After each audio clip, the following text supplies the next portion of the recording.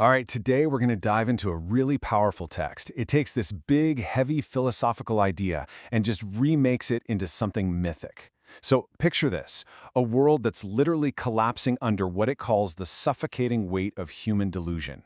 And from those ashes rises this terrifying godlike figure. This is the story of Wotan. So right off the bat, we meet our central character. And let me tell you, he is not some benevolent savior coming to rescue everyone. Wotan is born from our own mistakes, from a gamma-fueled cage of human hubris. He's not a weapon for us to use, he's a consequence we have to face. He is the Overman. And the way the text defines Wotan is just fascinating. He's a philosophical thesis made flesh. I mean, just think about that for a second. This isn't just some character in a story. He's a living, breathing argument. He's the embodiment of a new, incredibly challenging ideal. And yeah, he has the strength of a god to back it all up. So, what does a being like this do? Where does he go? Well, he comes down from his glorious isolation and steps right into the world of humanity, into a place the text calls the marketplace of delusion. And when he gets there, what does he find? He finds a society that's basically built on comforting lies.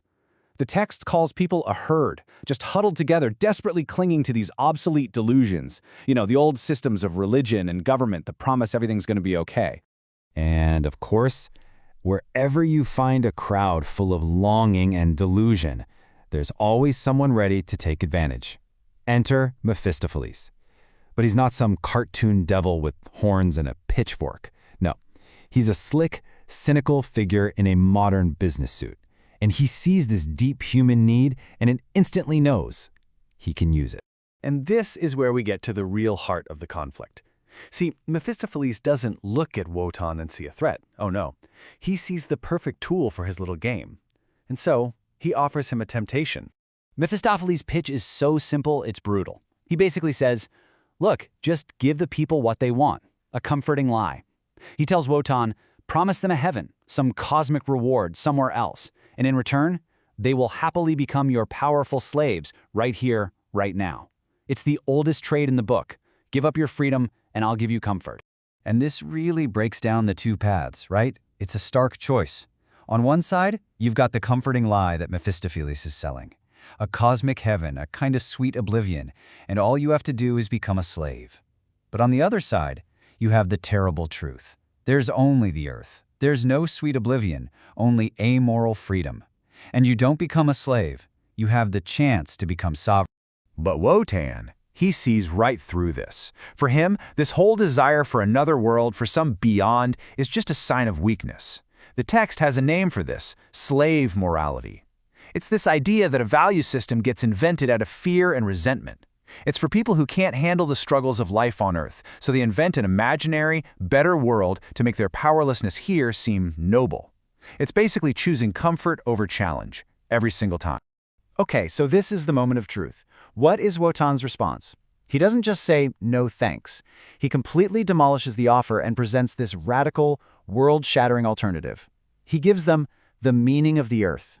And his voice, the text says, literally rattles the foundations of their cathedrals and their boardrooms. He says, I reject your cosmic heavens and your hollow rewards. This is his declaration of independence from all of those promises of something better later.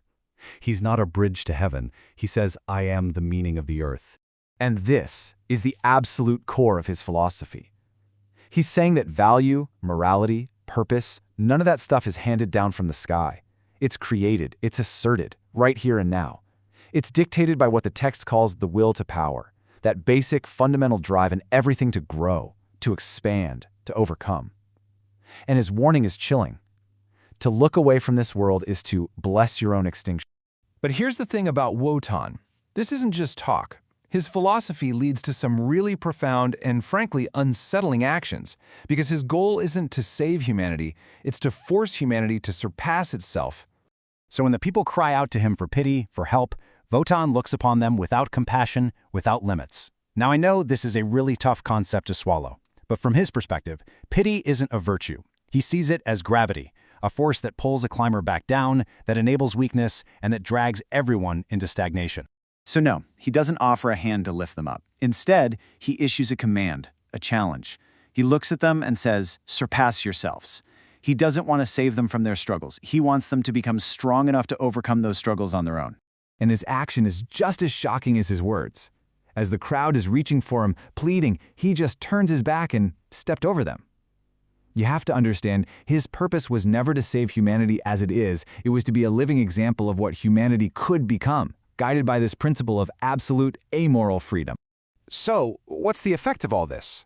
Well, Mephistopheles, the ultimate manipulator, is just stunned. That slick, cynical smile of his withers into genuine unease. Because for the very first time, he's up against someone he can't manipulate, he can't corrupt. And why? Because Wotan wants nothing to do with the safety of a lie. He embraces the terrible freedom of the earth. And that brings us to this powerful final metaphor that the text uses to sum up Wotan's impact on the world. He basically represents the end of what it calls the obsolete shelter. The idea is that Wotan is like a storm. He's not actively trying to tear down the houses and shelters people have built for themselves, but the sheer intensity of his wind, the force of his reality, it makes the very idea of a shelter an obsolete delusion. Against a truth that powerful, those old comforting lies just blow away. And so the text leaves us with this final, really challenging question. If all our comfortable shelters, our beliefs, our systems, are just delusions holding us back, then what does it actually mean to surpass yourself? How do you face that storm? It's a heavy thought, but one worth carrying with you.